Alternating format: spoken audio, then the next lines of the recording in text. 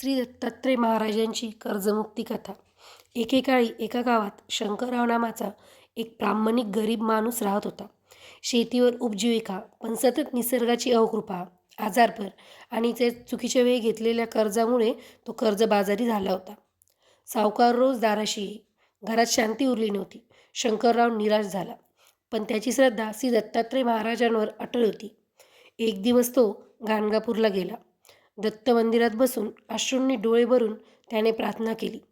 हे गुरुदेवा, मी काही मागत नाही, फक्त माझ्या कुटुंबियाला अपमानातून वाचवा. त्या रात्री त्याला स्वप्नात श्री दत्त महाराजांनी दर्शन दिलं आणि म्हणाले, उद्या पहाटे उठून माझा नामजप कर, गरिबाला अन्नदान कर आणि मनात भीती ठेवू नकोस. शंकररावाने तसेच केले. काही दिवसातच आश्चर्यजनक घटना घडू लागल्या. एका जुनी थकीत रक्कम त्याला अचानक मिळाली. शेतीला चांगले उत्पन्न आले. ज्यांच्याकडे त्यांचे पैसे